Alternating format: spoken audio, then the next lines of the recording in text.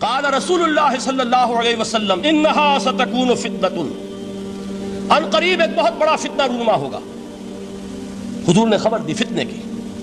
حضرت علی فرماتے ہیں اس پر میں نے عرض کیا، میں نے عرض کیا مل مخرج منہا یا رسول اللہ، اے اللہ کے رسول اس سے نکلنے کا راستہ کون سا ہوگا؟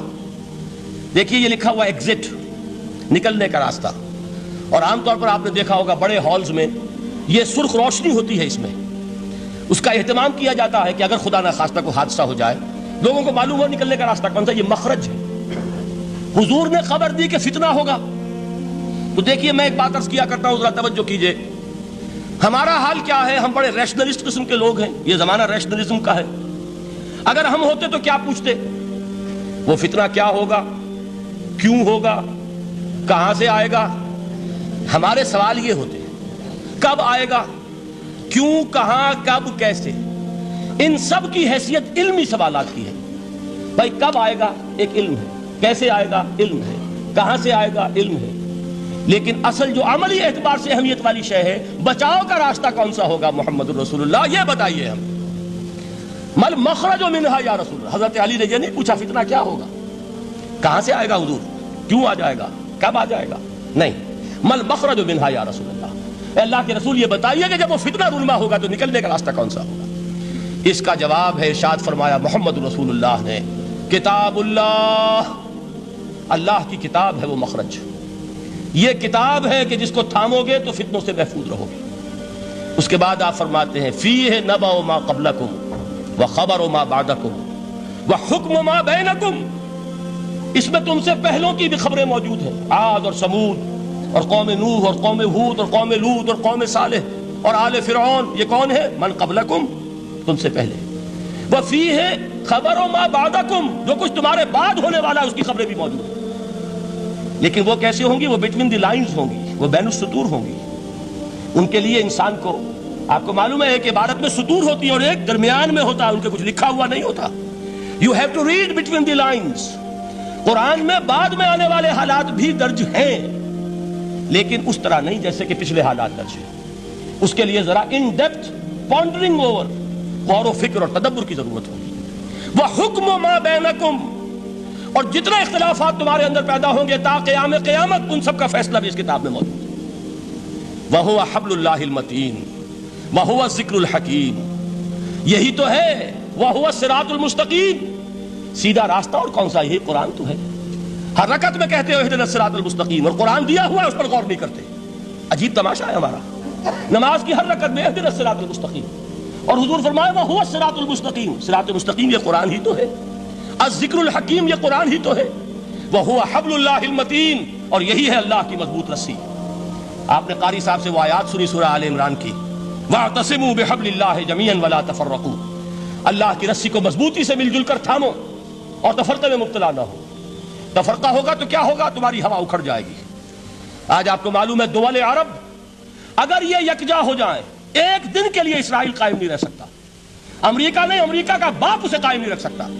اگر امت عرب ہی جمع ہو جائے، عالم اسلام تو بڑی شے ہے، جو وسائل ان کے پاس ہیں، جو اللہ تعالیٰ نے ان کو نعمتیں عطا فرمائی ہیں، لیکن افتراق، انتشار، اختلاف، جتھے بندی، گروہ بندی، دھڑے بندی، اس نے اسرائیل کا خنجر ان کے سینے میں پیوست کیا ہوا ہے۔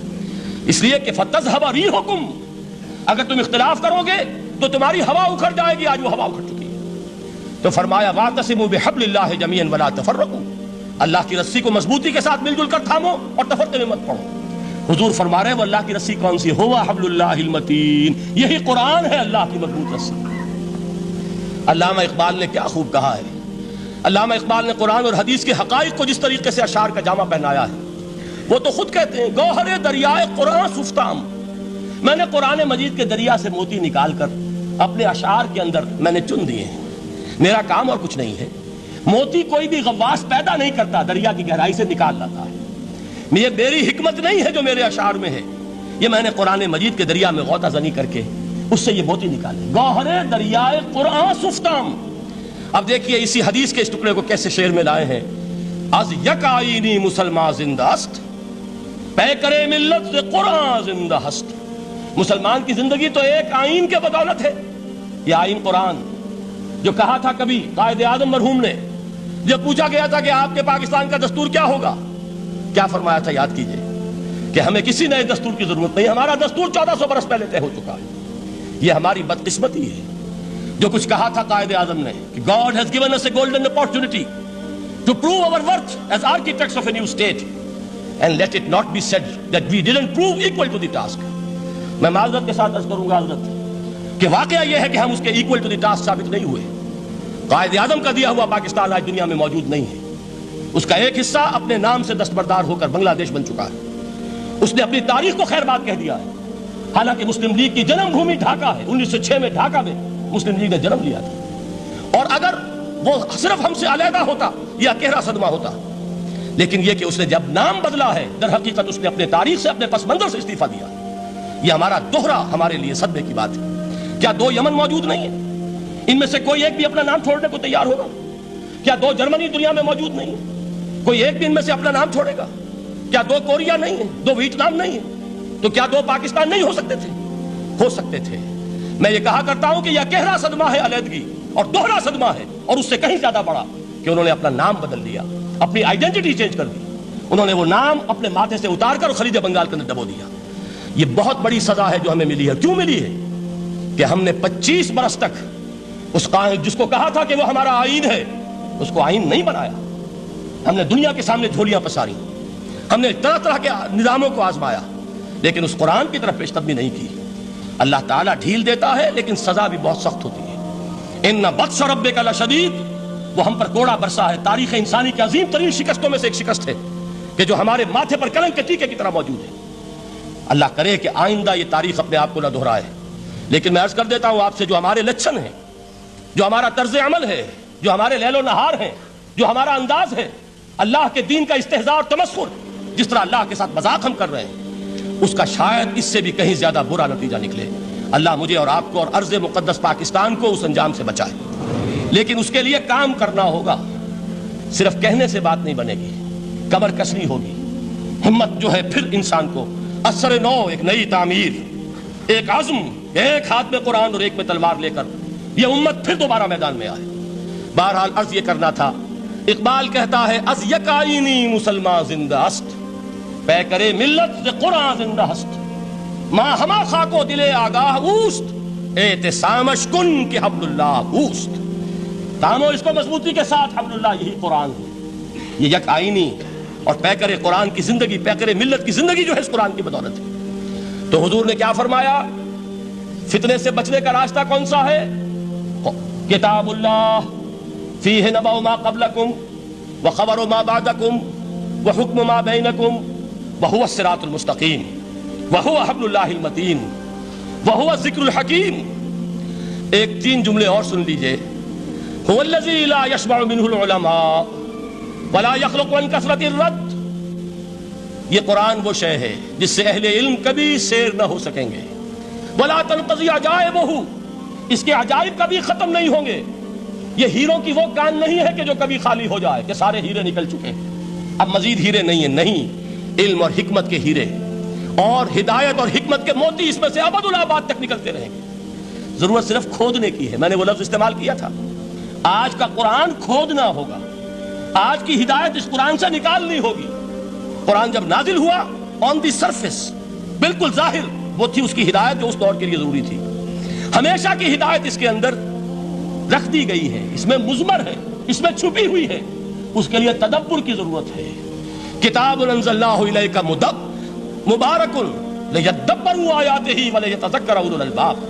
لوگ تدبر کریں، اس کی گہرائیوں کے اندر غوطہ زنی کریں۔ لا تنقضی عجائبہ، اس کے عجائب کبھی ختم نہیں ہوں گے۔ ولا یشبع منہ العلماء، اہل علم کبھی اس سے سیر نہیں ہوں گے۔ آپ کو سخت بھوک لگی ہوتی ہے اور کھانا کھانے کی تھوڑی دیر کے بعد اب آپ کا ہاتھ رک جاتا ہے، سیر ہو گئے، بہترین کھانا ہے لیکن نہیں کھا سکتے۔ اگر عام حالات میں وہ آتا تو کبھی نہ چھوڑتے، لیکن اب وہ آپ کا میزبان کہہ رہا کچھ اور لیجیے، تناول فرمائیے ذرا، یہ بھائی نہیں میں اب بھر چکا، یہ آپ کہتے ہیں کہ نہیں؟ حضور فرمایا یہ قرآن وہ شے نہیں ہے جس سے اہل علم کبھی سیر ہو سکے۔ ان کی پیاس بڑھتی چلی جائے گی، ان کے اندر quest of knowledge, search for wisdom بڑھتی چلی جائے گی۔ کبھی بھی انسان یہ محسوس نہیں کرے گا کہ مجھے جو لینا تھا میں لے چکا، بلکہ یہ کہ جیسے جیسے قدم آگے بڑھیں گے تہذیب کے، تمدن کے، علم کے اتنے ہی قرآن جو ہے وہ آگے بڑھتا چلا جائے گا ہر دور کی رہنمائی کے لیے. لا تنقضی عجائبہ ولا یخلق عن کثرت الرد، بار بار کے پڑھنے سے اس پر بوسیدگی طاری نہیں ہوگی.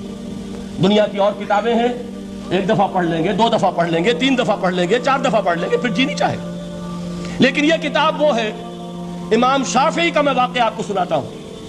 وہ یہ کہتے ہیں کہ ایک مرتبہ میرے ذہن میں یہ سوال آ گیا کہ اجماع کے لیے بھی قرآن مجید میں کوئی سند ہے، دلیل ہے؟ سب مانتے ہیں کہ اجماع جو ہے سورس ہے قرآن کے اسلامی قانون کی، جس پر کہ امت کا اجماع ہو جائے. تو کہتے ہیں میں نے 300 مرتبہ قرآن پڑھا اول سے آخر تک صرف اس دلیل کی تلاش میں. 300 مرتبہ مجھے نہیں ملی. 301ویں مرتبہ جب پڑھ رہا تھا مجھے روشنی مل گئی. وہ یبتغی غیر سبیل المومنین کے جو الفاظ آئے ہیں، نولہ ما تولی ونصلہ جہنم، جو کوئی شخص مسلمانوں کے راستے کو چھوڑ کر کوئی اور راستہ اختیار کرے گا ہم اسے اسی کے حوالے کر دیں گے اور جہنم میں پہنچا دیں گے. معلوم ہوا مسلمانوں کا جس پر اجماع ہو جائے اس کو بھی ایک سند حاصل ہے. یہ مسلمانوں کا مجمع علیہ ایک راستہ ہے، اس کو بھی ایک سند اور دلیل کی حیثیت حاصل ہے.